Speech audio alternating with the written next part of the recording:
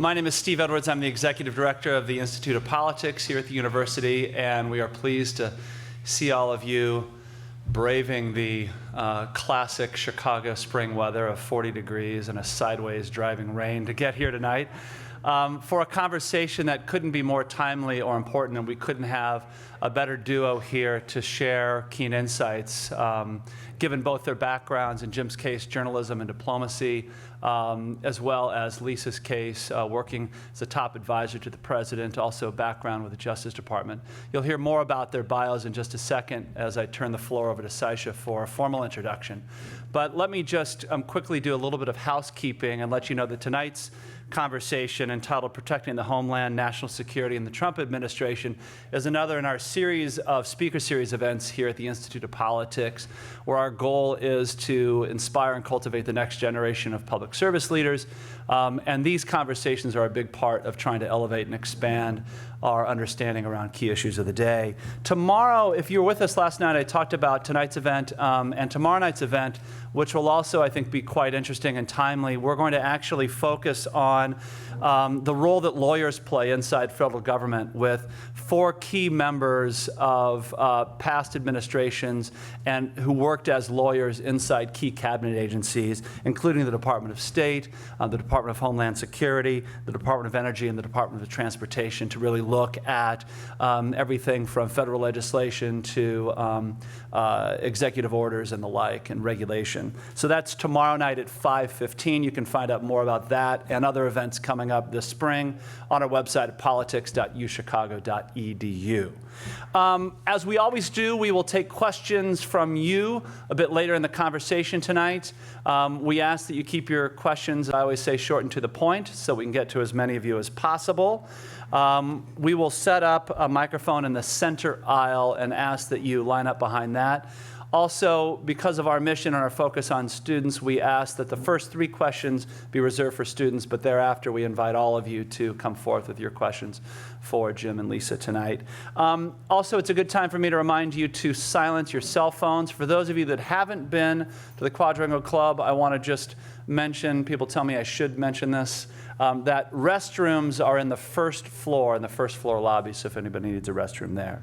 All right, so with that housekeeping out of the way, let me turn the floor over to Saisha Talwar, who is a second year here at the University of Chicago in the college. She's been very active in a number of aspects of the IOP, including our political journal, The Gate, which is excellent. She's also a key part of our student speaker series planning team around the program News and Views, and she's very active in CPOST, the Chicago Project on Security and Threats. This summer, she'll be one of the IOP interns working at the ABC News political unit in Washington, D.C. Please join me in welcoming Saisha Talwar to get us started. Saisha.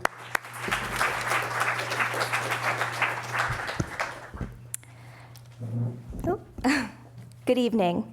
Thank you for being here tonight to listen to Lisa Monaco, the former Homeland Security Advisor to President Obama, and Jim Sciutto, CNN's Chief National Security Correspondent, speak about the future of U.S. security under the Trump administration.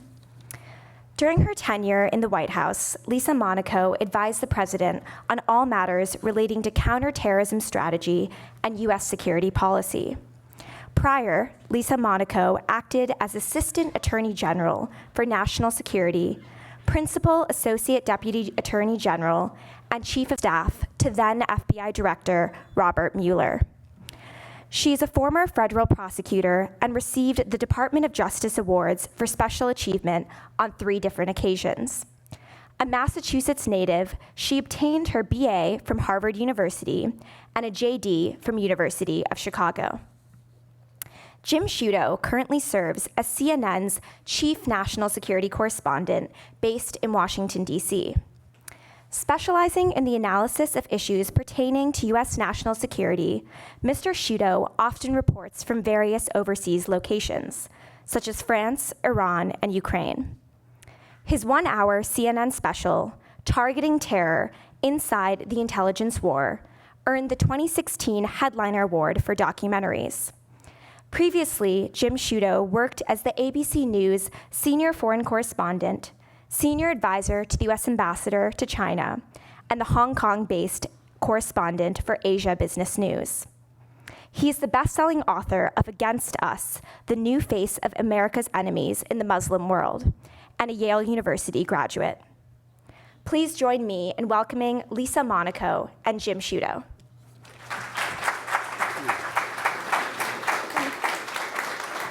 Thanks so much, and thanks for turning my book into a best-selling book, if only. Thanks for you, Lisa, being here. Thanks for joining CNN. I mean, this is, if you didn't know it, just this week, announced she's going to be a contributor to CNN, so we're very lucky to have her. And thanks to all of you for welcoming me and us here. It's great to be back in Chicago, where I lived a long time ago. So Lisa, I wanted to go a little Axe Files on you to start in light of our host here tonight. Need a couch. Need to get a couch in here. I do, exactly. You're Italian from Boston. The only thing would be better if you were Italian-Irish from Boston, you know, like me. I am. I've got my mother's side. I got some Irish from my mother's side. All right. I guess you've had such a distinguished career in public service. I just wonder, I'm always curious, did you always think that would be your career? Well, first, let me say thank you for giving me an excuse to come back to the U of C. I was remarking as I came in, it's been, well, I graduated, I'm going to date myself now, 1997, class at the law school. I'm very happy that the Medici is still alive and well, that you can still have omelets for dinner and study for exams at Salonika, which I did many, many times, and to see just how things have changed on 53rd, 57th, and other places, but also how things have remained the same. So it's a treat for me to be back, and so I want to thank you for that. The other changes I would note is, in my prior life, I would be the one with my iPhone sitting very close by, very nervous that I wasn't looking at it every minute. So thank you for the change. To your question, no. No, if you had told me 5 years ago, 6 years ago, certainly back when I was a kid, that I would end up being the President's Homeland Security and Counterterrorism Advisor, I would have said you're nuts, really certifiably insane. This has been an amazing ride for me. I've just left the Obama administration, quite obviously, after 20 plus years in government. My entire professional career after my clerkship was in government in the Justice Department and then at the White House. You know, I grew up with wonderful parents who still live in Newton, Massachusetts, who impressed upon my brothers and I the importance of hard work, and I think really did an amazing job, and as I get more distance from it, I can appreciate it, of both giving us every advantage in the world, and we had every advantage in the world, my brothers and I, while also trying to instill in us the values of that my parents grew up with, not having every advantage in the world. So I think that's a challenge for parents, as I see now, but I grew up with a real affinity for the humanities, so it was not a surprise that I ended up going to law school, but I did not anticipate that I'd end up working in the White House. But I think that trajectory really started, and my work on national security issues really began in earnest when I was at the FBI, serving as counsel to and then as chief of staff to Bob Mueller, who at the time when I joined the FBI, it was after 9/11. He was engaged in the very difficult but important work of transforming that agency into a national security organization focused on preventing the next attack as opposed to solely a criminal investigative agency focusing on investigating something after it happened. So the focus was prevention and preventing terrorist attacks. And that just got me embroiled on national security issues.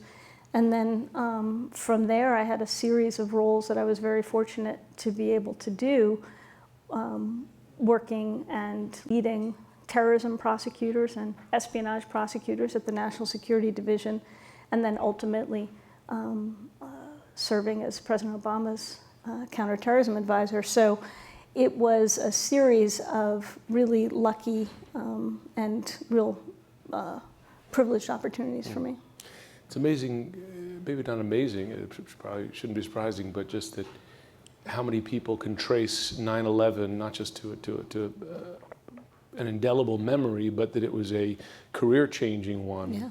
I mean, you and I have met so many soldiers who enlisted Yep. at that point, decided to enlist because of 9/11. I remember thinking, and like fleetingly, of enlisting then, and I was too old and probably useless to them, but I did end up going to Afghanistan to cover those wars, and that certainly changed my own career trajectory. Do you think for you that has created your life mission to some degree, and that's a path you're going to stay on? In some way, shape, or form, I'll continue to be engaged in these issues. You know, you're absolutely right. 9/11 was a pivot point for me. My first job in the Justice Department was as counsel to Janet Reno. And at the time, this was shortly after the Oklahoma City bombings, which I was actually driving down Lakeshore Drive when I heard about the Oklahoma City bombing, and I ended up going to work for Janet Reno. And at the time, the focus was on domestic preparedness. Remember, that was the phrase. And we've really changed from pre-9/11 to shortly after to now. One might argue we're in a post-9/11 era. But that experience and how our government and law enforcement, military, intelligence communities changed both after Oklahoma City and certainly after 9/11 really has been formative in my development, both as a lawyer, but as a public servant. People ask me, you know, you just left the White House, but more importantly, 20 plus years in public service, and what will I miss? I will miss the sense of mission. You know, certainly as a prosecutor, but later in life, as somebody who got to work and have as my job description helping the president and the national security team keep the country safe. That was the basic job description. I mean, it doesn't get any better. You mentioned Janet Reno, and I want to. It just struck me how many luminaries you had the opportunity to work for through your career. I want to get to that, but before I do, just because I know there are a lot of students in the audience, and you're humble, because when you look at your resume, I mean, the string of accomplishments at each step. I mean, from clerking for a Court of Appeals justice to working for Joe Biden and Reno and Mueller and the president, you know, up to the president. Hard work, of course, and as you described your parents, they remind me of my parents as well. But what piece of advice would you give to young people here who are thinking about this path to make that path a reality? Focus on the job you have. And yeah, really focus on the job you have and doing the best job you can at that moment.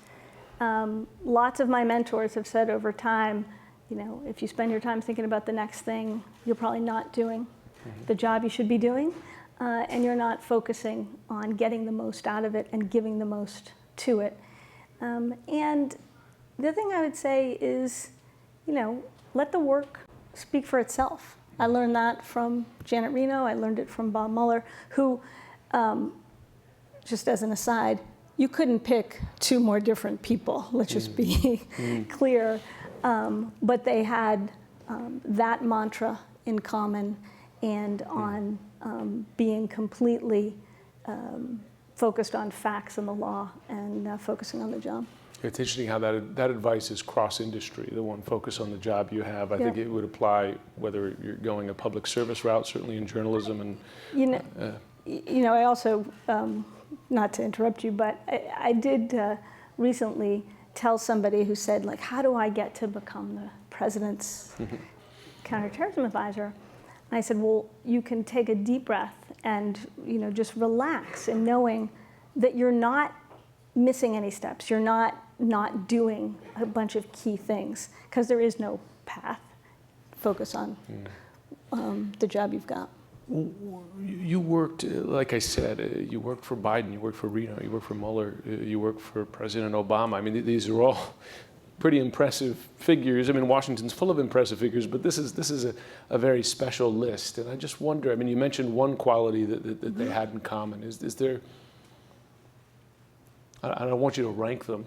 Yeah, please don't make me. But do is that. there, tell me about the privilege of that, being, that's, all of us, I think, look for mentors that we respect, one, and two, that we could learn from. Yeah. How do you must feel very lucky to have that list of mentors. Amazingly so. I mean, I hope I was able to have those roles, both because I worked hard, but because I was open to opportunities when they arose. When I went to work for Bob Mueller, it was a time when I thought I was going to go work in the private sector. I had just finished the Enron case, and would have been a logical time to, as they say, monetize that experience. But I had an opportunity to work for somebody who was a living legend in the Justice Department, and that was a no-brainer. When I left my clerkship and had the opportunity to work for Janet Reno, I remember distinctly telling my parents that I wanted to do this as opposed to going to work for a very good law firm in Washington, D.C., where I had been a summer associate. And my parents said, let me get this straight. You're going to take a 50% pay cut from what you could make at the law firm. You're not going to get your clerkship bonus, which was real money at the time, at least to me anyways. And since it was 1998 at the time, you will absolutely be out of a job in 2 years. I said, yeah, that's right. I said, okay, go for it. And it turned out to be the right, very much the right move. So kind of seizing opportunities and listening to your gut on that turned out to be the right thing. And focusing on who you're having the opportunity to work with and for people that you respect. That's you can't work 15, 16-hour days for what's not going to make one really wealthy if you don't respect the people you're working for and believe in that. So those are I think are the guideposts for folks. So you have a fairly unique position on the inside from the beginning, really, as America struggled to adjust to a new and greater terrorism threat.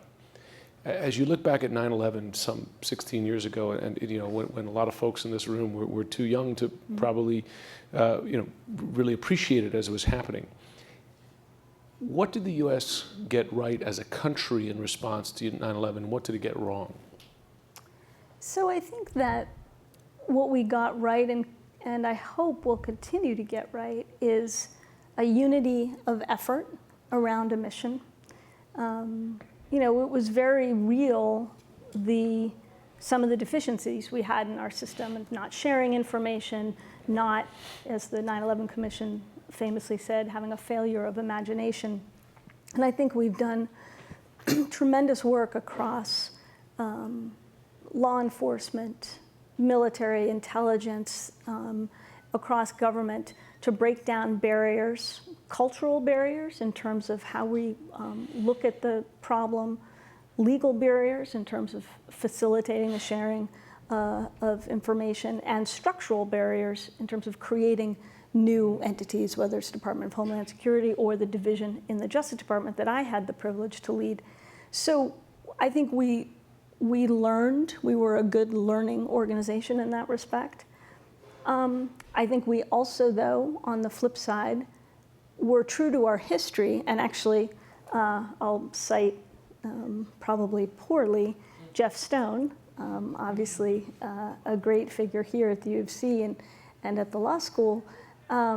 He wrote this great book, Perilous Times, about our tendency in our history of, I call it now, the peril of the pendulum, swinging too far in one direction to come back to the middle. And our history is replete with either overreacting or overcorrecting, or perhaps in the moment rightly reacting to that moment, but then needing to readjust. And I think you saw us do that as well. I think in many respects for the right reasons and with a sense of mission, and because people were focused on stopping the very real threats at the time.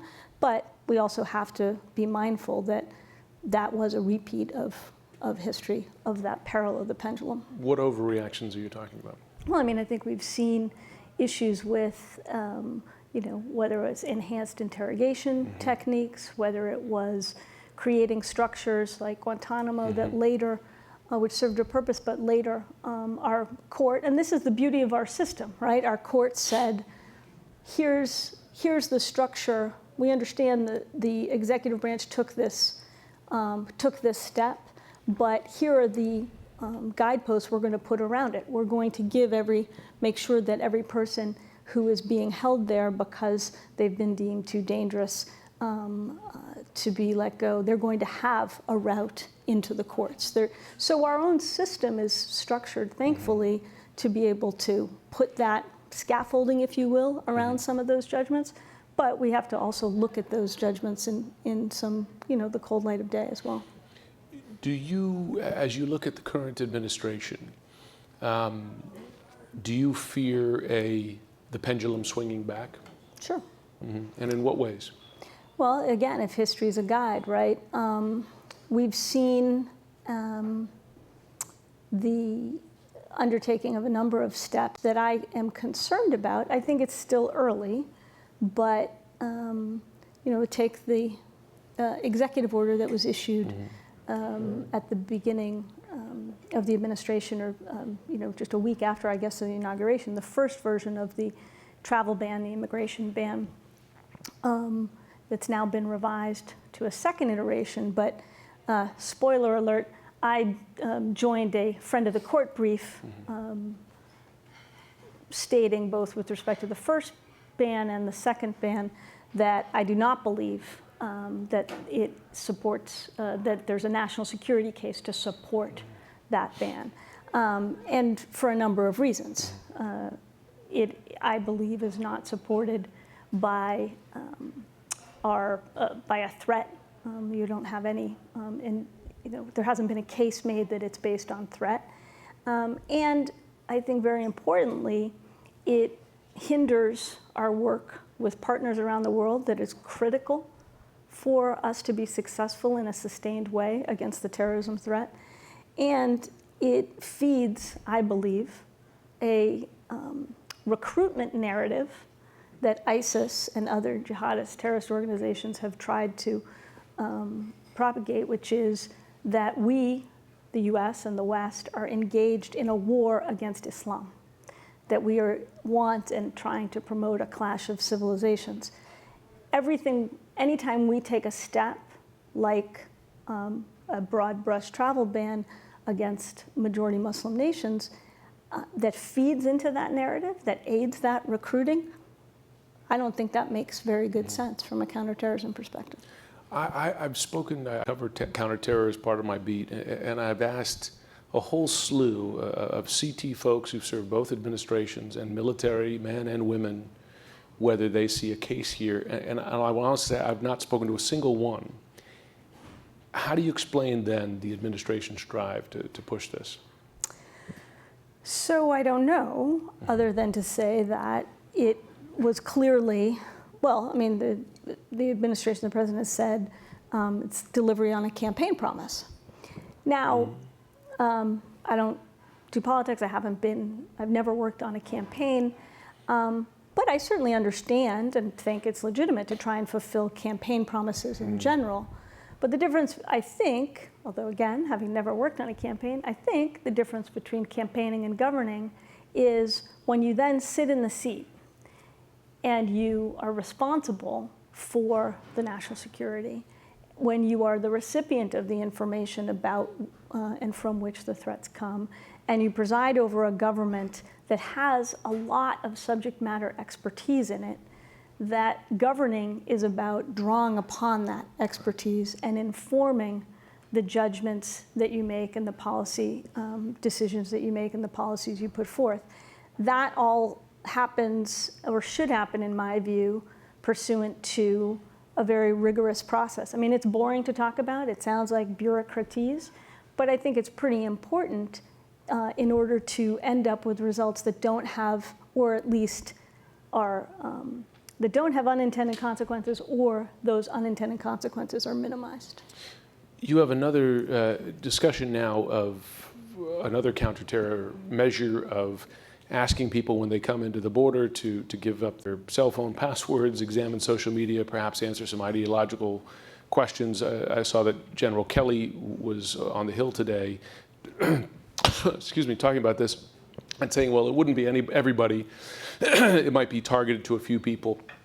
Do you see a counterterror case for that, even for a subsection of people coming into the country? So I just saw those reports too, and I'm trying to kind of really legitimately understand what the rationales might be here. So for instance, I think one of the things that in the counterterrorism world and the national security world you try and do is understand the threats that are coming in, get the best view of the intelligence community about those threats, and when horrible things happen, learn from them and adjust your approach. So for instance, the San Bernardino attack. As everyone knows now, the wife, the woman in that couple who was part of the terrorist couple that killed people in San Bernardino, had come into this country on a spousal visa and had social media, it appears, accounts that were, at the time when she came into the country, might have showed some extremist leanings or sympathies to, or might have tipped investigators' hand toward there being a potential for radicalization. 50-50 hindsight, who knows? But the question is, was that a dot that we should have, to use the hackneyed phrase, had to be able to look at? And so there was a debate after San Bernardino. Well, wait a minute. DHS and the State Department, when they give a visa, you mean you don't look on the person's social media page, by the way, which was public at the time? You know, that's insane. Why don't you do that? So we took a look at that and we said, you know what? Maybe we ought to be looking at, again, public social media postings. And we underwent a policy process, and right before I think we left the Obama administration, promulgated a rule to begin asking visa applicants voluntarily for their social media handles and the like, so we could incorporate that. That prompted a hue and cry, but again, that is the public social media handles of people who are applying for a privilege, by the way, which is to come to this, the greatest country on earth. And so that, I think, was a reasonable adjustment to try and make. Fast forward to this question of passwords for private accounts at the borders. There is, and I'm going to strain my legal knowledge here since it's been a little bit of a while since I've really dug into the books, but we all know generally there's greater freedom and ability for law enforcement to undertake searches at the border, but that has its boundaries, right? You know, a bomb in your backpack, et cetera, the types of things that could pose an immediate threat. I think we'll see what both the Congress and the courts think about using the border search capability to get further in to somebody's phone. Then you have to think about the flip side, which is in all of these steps, you have to be mindful that we're not the only actors here. Any of these steps could be made reciprocal on us. So think about aid workers, the press, diplomats, other citizens traveling to other countries, and now will be subjected to the same potential intrusions. And what does that mean for their freedom of movement, their safety in those other countries? So again, I point back to, maybe boring, but process is really important, and really thinking through these steps is pretty critical. I remember when the U.S. started taking fingerprints in the Bush administration. When I went to Iran, for instance, Iran made a big show of taking me into a back room and doing fingerprints. But I also remember I went to Brazil on vacation, and Brazil did it too. Yep. I would just as you say, I would imagine friends and foes would react that way, because it's a pride thing, right? Too, sure. Isn't it? Yeah. Absolutely. The other change recently is electronic devices, particularly from Middle Eastern countries and some other airports. While you were still there, was there something of, I don't want you to go into classified territory here, but No was danger there, of that happening. But was there something that raised your level of concern about ISIS in particular's ability to sneak a bomb onto a plane? Sure. I mean, look, obviously 9/11 being the most catastrophic and painful example of Al-Qaeda and its focus on catastrophic attacks and airplane attacks in particular. We have long been concerned about its affiliate in Yemen, Al-Qaeda in the Arabian Peninsula, AQAP, and its focus on aviation attacks. They, when I was still in the government, and I think my colleagues would still say that AQAP has been the most persistent Al-Qaeda affiliate focused on aviation plotting. Everyone will remember the Christmas Day bomber, which was an AQAP plot, the so-called underwear bomber, the printer cartridge plot. Those were all generated out of AQAP and focused on airlines. So we've been very focused for a long time on the vulnerability of airlines and the focus by terrorist actors on bringing down an airliner. That continues, and as we know, AQAP's very sophisticated bomb maker, a man named Asiri, is still, we believe, at large and continuing to hone his skills and trying to transfer them to other actors. So we have always been, even as we've made great strides in decimating core Al-Qaeda, the people who hit us on 9/11, been very, very focused on their persistence with aviation as a target and their skills when it comes to bomb making, including bombs that can be concealed and not detected by metallic detection devices. And indeed, while I was in my job in the White House, we had a threat stream that prompted, and folks will remember this, the first focus on laptop screening. And we undertook a series of measures with the airlines and with partner countries to increase screening at what we call last points of departure airports, airports abroad that have as their last point of departure before they come directly here, increase screening on electronic devices to include making you, maybe some of you experienced this, open it up, take the battery out, turn it off and on, and other steps that we took quite transparently based on threat reporting. So it's CNN's reporting, and I was on vacation when this, but just last week. I'm sure you would have broken the story had I you not would been have, on vacation. man, you know it. That ISIS got its hands on a scanner so that they could actually test these devices, look to see if what shows up and what doesn't, and the levels of sophistication that they allowed enough battery power on the device that it would operate for an hour, even though most of the battery was explosive. I mean, that's a remarkable level of sophistication. Yeah. How do you counteract that? So I saw those reports, and again, it goes to their persistence in focusing on both the target and the means.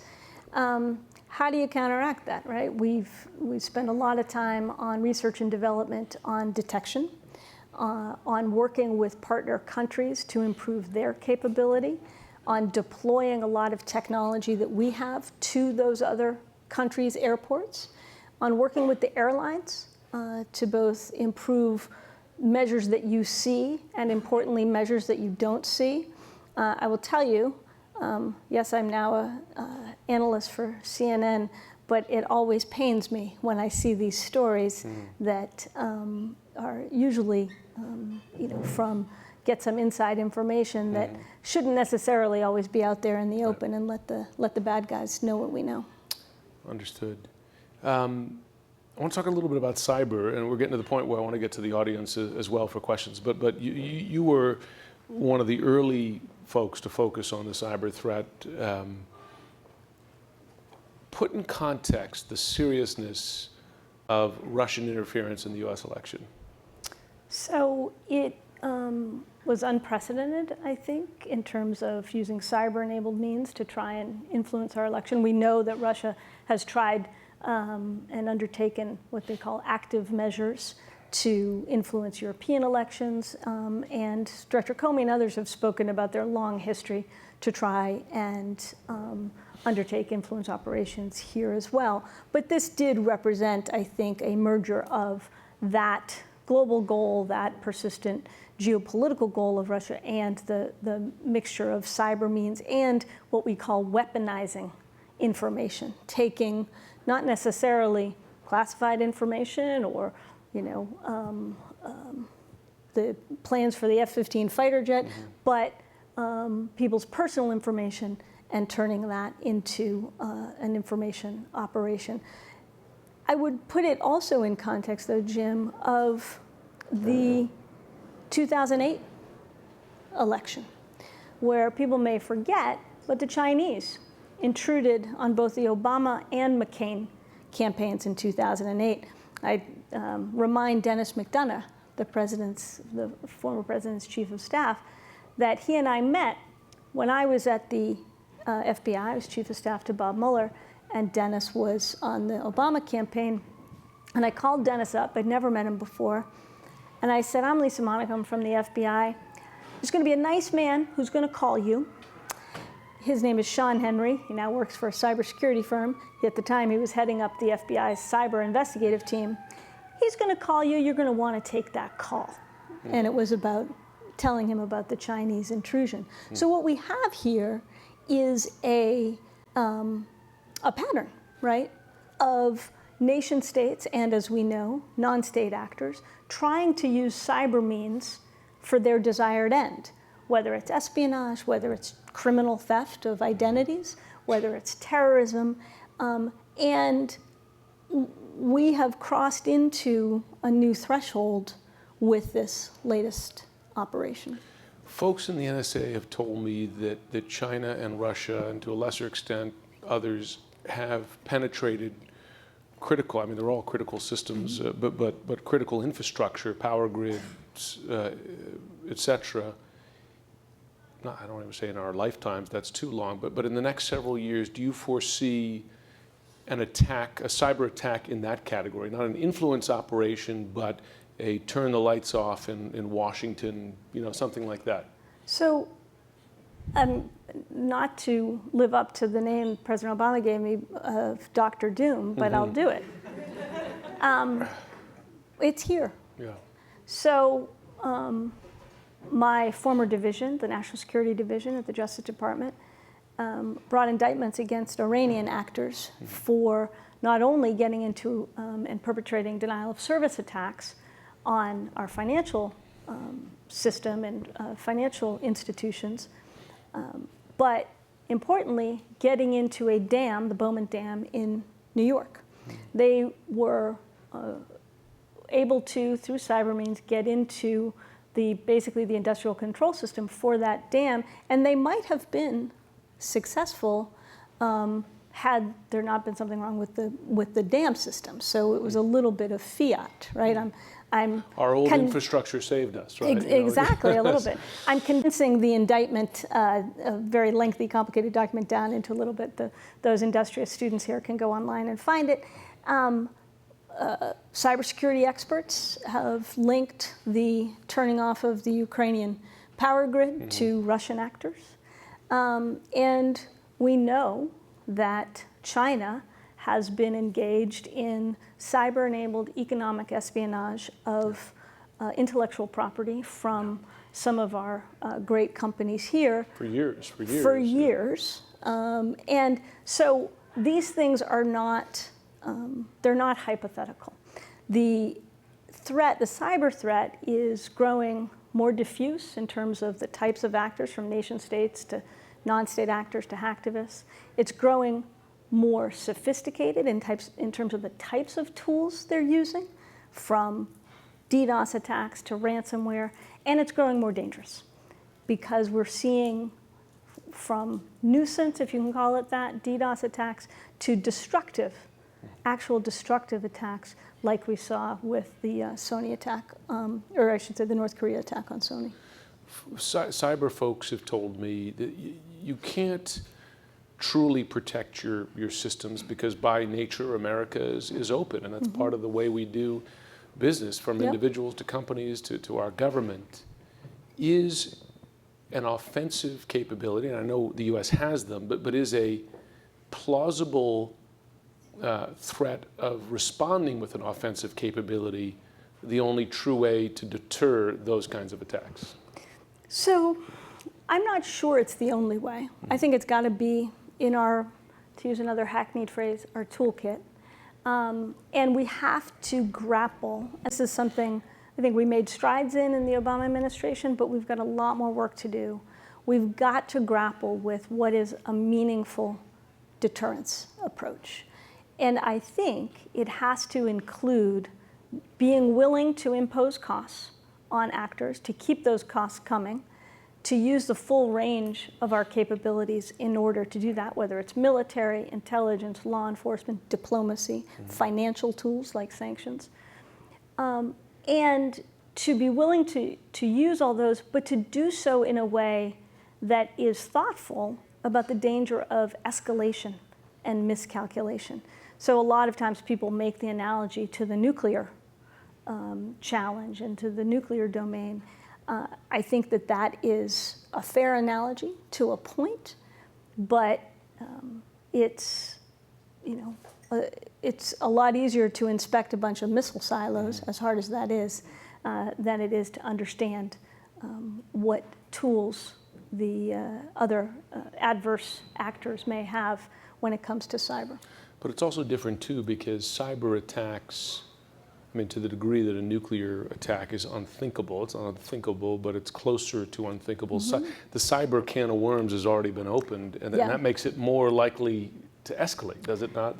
It can, and this is where we need to get some consensus around norms, right? You can be on different sides of the nuclear power debate, but we can all agree that we want to avoid nuclear annihilation. The cyber challenge it's harder, right? What's a use of force in cyberspace? What is a violation of sovereignty when it comes to deploying a cyber weapon? These are a lot more nuanced and complicated questions. I think we should apply some of the lessons we've learned in the physical domain to the cyber domain, but we got to recognize when that fit isn't completely 100%, which puts a premium on continuing, I would argue, the work we did in the Obama administration, which is trying to establish a set of norms of behavior and rules of the road around cyber activity, and therefore increase the ability to isolate bad actors who violate those norms. It's not going to be 100%, but if you can galvanize the international community to isolate an actor for deploying a cyber weapon against somebody's critical infrastructure, that's going to help us develop these norms. Fantastic. Have I depressed you? That's what you do. Dr. Doom strikes again. We're going to turn to questions from the audience now. I see you're up at the mic there. I imagine we'd like you to introduce yourself before you dive in, and try to keep the questions short if you can. Looks like you're number one. Hi, I'm Matt Enlow. I'm a second-year student at the law school. Great. My question today is about Nikki Haley's remarks to the UN that the U.S. will take its own action if the UN doesn't act on Syria. This seems to represent a wildly oscillating foreign policy that might threaten to destabilize the liberal democracy norm of the global peace. What do you have to say about this, and how do you think it reflects potential foreign policy going forward? So, first question back to you. They still do wine mess in the Green Lounge? Yes, in fact, you're more than welcome to join us tomorrow. I was going to say thank you for joining us. Or Friday, rather.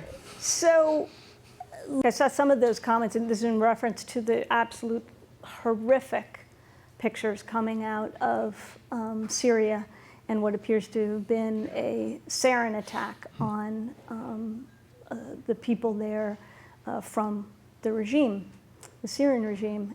It is horrific those pictures and those actions. I think your question gets at, what should be our response and how should we be setting up condemnation of that and garnering international opprobrium against it. We should be doing all of that, right? And the step I would like to see is an ability to bring the international community together to condemn that, first and foremost, but frankly, to also place focus on not just the regime, although certainly that's got to be the first step, but those who are enabling that activity and have made a space for those horrors to go on, namely the Russians and the Iranians, who both have been feeding the Syrian regime's ability to perpetrate those horrors and others. So unless we're willing to call out and condemn those actions as well, I think we're going to have a hard time mustering the international community against what is got to be considered a war crime. Thank you. I'm going to inject a follow there. Will President Trump do that? He didn't today. He didn't today. He didn't yesterday. It remains to be seen. I think it's very concerning that this attack comes 5 days. I think it's 5 days after the Trump administration, basically said the Syrian regime is, we got to let it continue, basically, and that it sounds like a pronouncement that the policy of this administration will be not that Assad has to go and not that there has to be a diplomatic resolution and diplomatic effort to have him go, but rather that it is it's a free-for-all there. Hi, my name is Ronan Shatsky. I'm a first year in the college, and I'm wondering if you could speak to the perception, to bring a little bit of domestic politics into this, that the left has not been taking seriously the threats from ISIS and from terrorism and from the Muslim world in general because of such policies in the Obama administration, like not using the phrase radical Islamic terrorism. And there's a perception on the right that the left is therefore just not taking the problem seriously. So I'm wondering how you suggest that people can come together and see eye to eye on this issue, and how the left, having worked in the Obama administration, can demonstrate sincerity without compromising its objectives. So, this issue of nomenclature, right? I will say, I think that we got ourselves into a cul-de-sac on this, this question of nomenclature. I don't think anybody disagrees or would deny the fact that ISIS and Al-Qaeda and others have perpetrated horrors and murders and inflicted untold pain on civilians based on a perversion of Islam. In other words, no one's denying the religious character or relationship to that violence. But the important thing that's being left out, I believe, is that it is based on a perverted version of Islam. And so losing that also hurts us with our partners in the Arab world, who would be the first to tell you that ISIS, ISIL, the Islamic State, or as I like to call them, the so-called Islamic State, is not Islamic. But so I think that we miss the point when we get caught up in that. Case in point, clearly we've been calling it radical Islamic terrorism for some time now, and it's still with us, right? What I do think we need to do, though, is, and I think there was some fair debate and criticism of the Obama administration on this, which is when you respond to people's fears with rational arguments like more people die in the bathtub than at the hands of terrorists, while that is certainly a demonstrably true statement, it does not meet people where they are. And I think you've got to recognize people's fears and meet them where they are on that if you're going to be able to bring them along with what your preferred policy approach is going to be. And finally, as to this criticism from the left, it's the same folks, I think, who talked about the expansion of the use of drones to kill terrorist targets under the Obama administration and decried that. So in that respect, I don't think anybody would say that President Obama was soft on terrorism. I think we undertook an approach that says we want to act with partners wherever we can, but we'll act unilaterally where we must to protect the United States.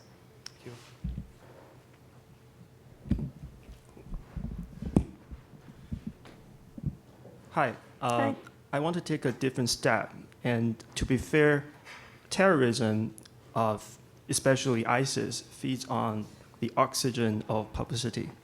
Mm-hmm. And for me, I think that terrorism does not threaten the state. It does not threaten the economy unless we let them. It doesn't threaten the basic liberal Western value unless we let them. Mm-hmm. But it seems like people have this overblown understanding or image of terrorism, especially ISIS, which focuses on publicity a lot, unlike Taliban or other terrorist groups. So my question is, to what extent is this overblown depiction of terrorism or terrorist attack detrimental to the real work of counterterrorism effort? And what is the role of Homeland Security or FBI to starve terrorism of this oxygen of publicity? So it's a really good question, and it's something we've got to grapple with, right? I mean, this goes back a little bit to the point about the executive order, right? Which is, if we take steps that feed the recruitment narrative, we're fueling that messaging, and we shouldn't be in the business of that. Look, the most basic definition of terrorism is to inflict terror on a civilian population, right? And so they win if we change our behavior as a result of what they do. So we've got to keep that as our lodestar and not lose our values in responding to these terror attacks. But by the same token, as I said before, I think that we've got to be willing to demonstrate to the public the steps we are taking to address the threat, whether it's to so-called soft targets like sporting events or train stations or airports, to be visible about the steps we're taking, to give the public confidence. I'll give you an example. I came from the Justice Department, as we've now said, after 15 years plus years being in the Justice Department, where my job was not to talk to the press or do anything public really, but to focus on the facts and the law, and et cetera. So when I got to the White House, and I had the folks in the White House communications office asking me to talk to people like Jim Sciutto, which I said, no, I don't want to talk to the press. Why waste my time? Yeah. Or saying, well, you know, we've had this threat, this terrorist event or something. Can you describe for the public or the press or somebody the steps we're taking? And I was reluctant in that regard. But I found that how we communicate, not me, but others, and certainly the president, how we communicate about the steps we're taking to address the threat is as much a part of the security job as running down every terrorist lead. Because if the public doesn't feel confident in the steps you're taking, you're going to be feeding that unease that the terrorists want to have in the first place. If I could just follow on that, just in terms of the role of the media. When I was at ABC, I had a debate with the president of ABC at the time. This is very recent, very soon after 9/11, when we had a habit, really, of every time Al-Qaeda released a message, we put that thing on the air right away. I mean, they had a direct line from the caves of Afghanistan to the American people. And I said, why do we do that? If there's news in it, why do we repeat the same crap over and over? And I even remember saying to him that during the IRA days, the British, used to use an actor's voice for Jerry Adams, at the time, the Sinn Féin leader. And I was like, let's use the Chipmunk's voice for Bin Laden. Yeah. Let's just mess with them.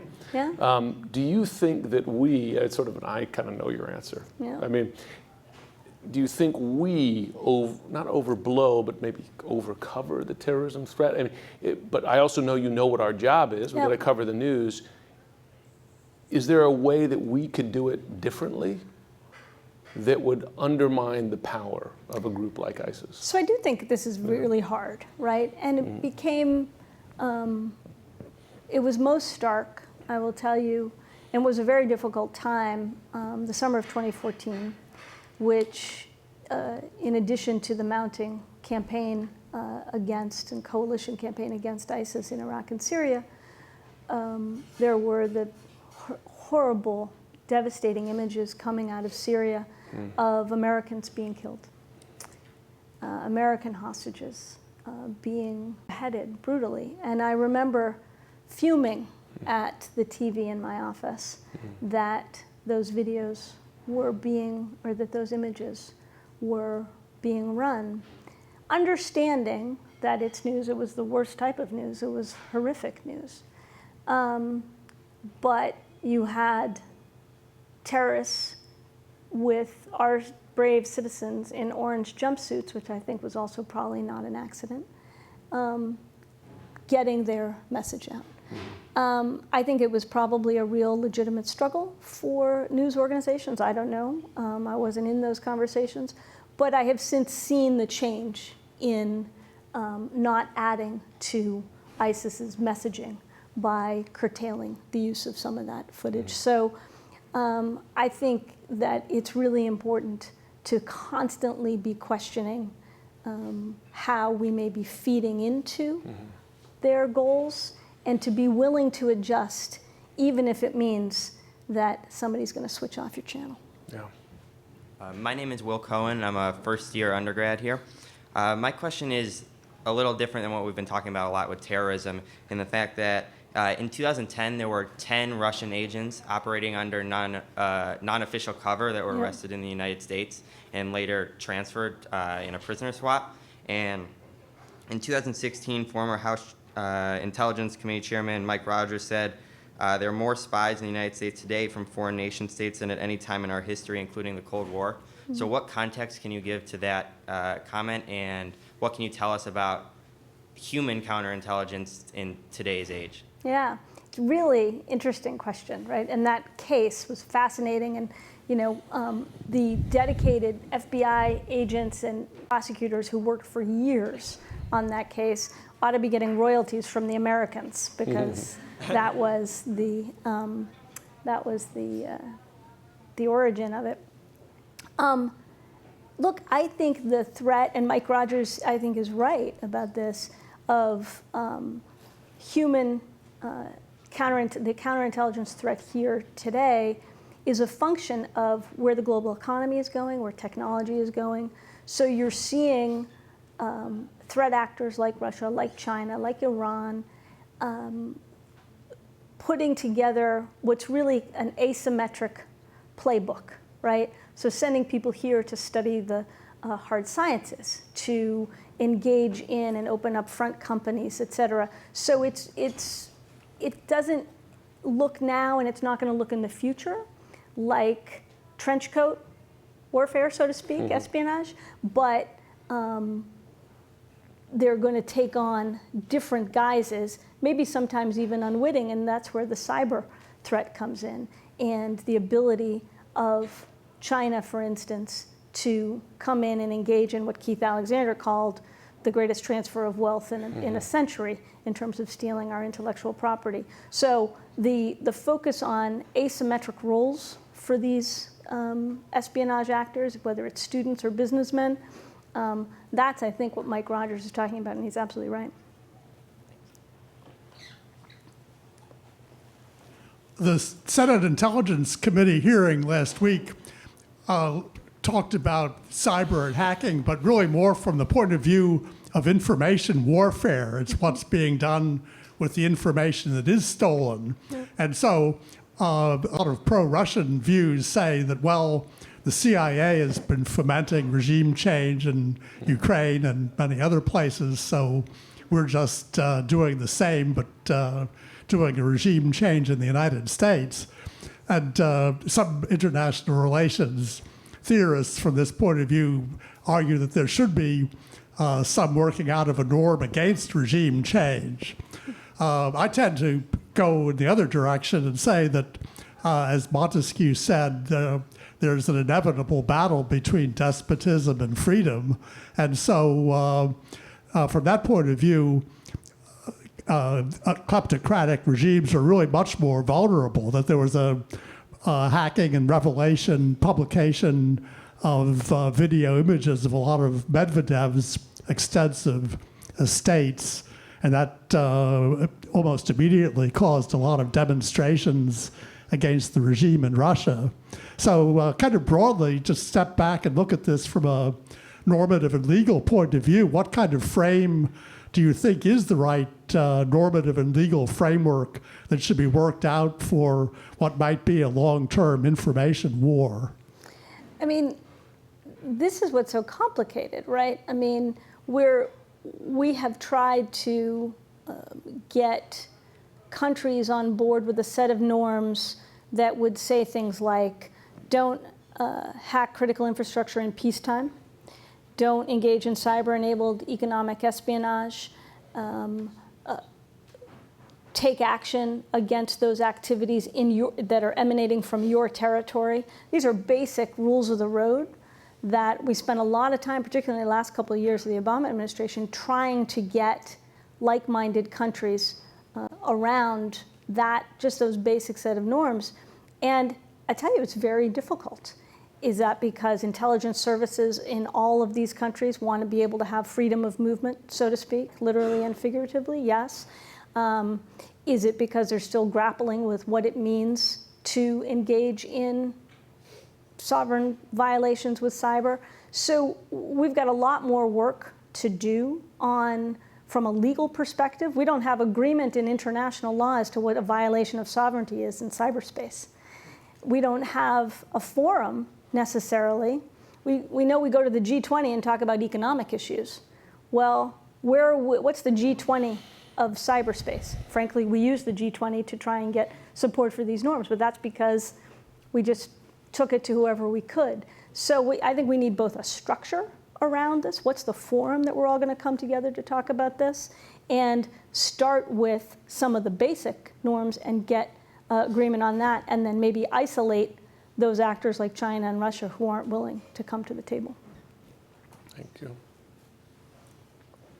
Hi, my name is Brooke Fox. I'm a journalist in residence over at the Booth School of Business. I'm also a full-time journalist for the Financial Times. And my question is addressed to both of you. Yeah, you got a China expert here. Don't want you to feel left out. But my question is, and it's been touched on a little bit, sort of the interaction between media and counterterrorism efforts. Seemingly, hopefully, your objectives are not at odds with each other, but I want to ask the both of you how your industries interact with one another, whether it be terminology, current events, potential threats. What are the ways that you help each other or are at odds with each other? You go first. You had the real job. I was just watching. I think that in its best light, I have seen not just journalists focusing on terrorist issues, but more broadly, particularly in the national security space, want to get it right?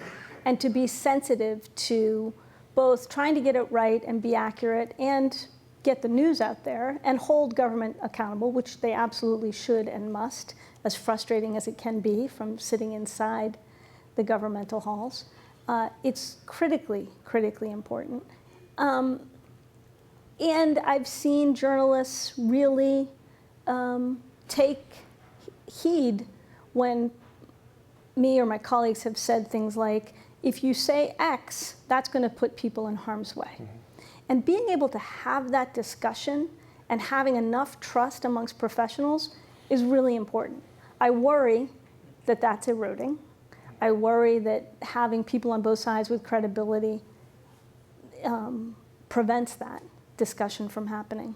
Do you think the credibility of both is eroded, or just the media with the fake news and what? I think there's potential for both. And the flip side, I will say, as I've also said to very senior folks in the media when I was in my former job, you can't do X, please don't print X because it's going to jeopardize an operation. And the response I got was, well, insert name of only quasi-media bloggy type organization, I won't say it here, but they're going to go with it first, so we have to. That was a disheartening moment. So from my perspective, just a couple things. One, we get those requests often, particularly from the military, but not exclusively, operations underway, operational security. And that's something we respect very, very much, because we don't want to endanger American lives, certainly by news we report. Now, so there's that. Now there's a tension because sometimes it's an obvious call. There's a U.S. Special Forces team on the ground in Yemen, right? Don't report them until they're out safely. That's obvious. Yeah. There are other ones that are a little bit more in a gray area. If you find something out, like, don't report that because it could be, you get to judgment calls for us and for them, which are not as obvious calls. Now, then bigger picture, there's also always the tension between being first and getting it right. That's just pure. You're a journalist, and I'll tell you from my bosses always tell me, get it right before you get it first, right? Because, that's true for the organization's reputation, and it's true for your individual reputation, because all you have as a journalist is your reputation, right? It's the damage from a wrong story lasts a lot longer than the glow from a first. So there's a tension there that we have all the time. But then again, we're journalists, and we do want to be first, and you're constantly pushing. Now, the other point I would make is there's always a tension between journalists and government. We're trying to get them to say stuff they don't necessarily want to say. We're also being sensitive to being played. To saying stuff that they want us to say. Listen, just the nature of an open society and a democracy. What's different now, and there's always been that tension, and in multiple administrations, Democrat or Republican, we've been accused of not doing our jobs well, right? By the Obama administration, the Bush administration, et cetera. It is different now because you have a president who is accusing us of being the enemy of the people, right? And who, shall we say, has an uncomfortable relationship with the truth at times, And that is, it's a particular degree now, which is a problem. It's a problem not just because I happen to be a journalist. It's a problem the way our country functions. And I'm concerned about that as a journalist. I'm concerned about it as an American. I will say, though, I'm not scared. People ask me all the time, my bosses give us 100% support. They're, Jeff Zucker is head of the CNN. He's like, keep pushing, don't listen to that crap. And, we just keep going. And I feel that confidence. In a way, it's almost reaffirming of the mission, right? But big picture, it's a problem because there's a significant portion of the country who doesn't believe what we say. And thinks that we are shilling for the Democrats or, trying to take Trump down. And that's something that all of us have a role in solving. And that's it. So the relationship, there's always been tension. Today, there's like, a knife fight going on, in the public sphere. And it's not clear how that's going to be resolved. I mean, we're 70 days in, right? Amazing. Thank you. So. As we close, I wanted to just follow with getting each of your reactions actually to the significance or lack thereof to the news this afternoon that President Trump removed Steve Bannon from a formal seat on the National Security Council. What is the significance of that? What might it suggest about how this administration is thinking about the interplay between policy and politics? So I'll say something a little maybe controversial, which is the first iteration of that executive order, I was concerned about Steve Bannon's inclusion in that construct of, or kind of rules of the road for the National Security Council, but not for the reasons that maybe people think. Because I believe that any president should be able to get whatever views he or she wants to get to inform their decision making. So he could have Bannon in the room for any meeting he wants, in the Situation Room, in the Oval Office, et cetera.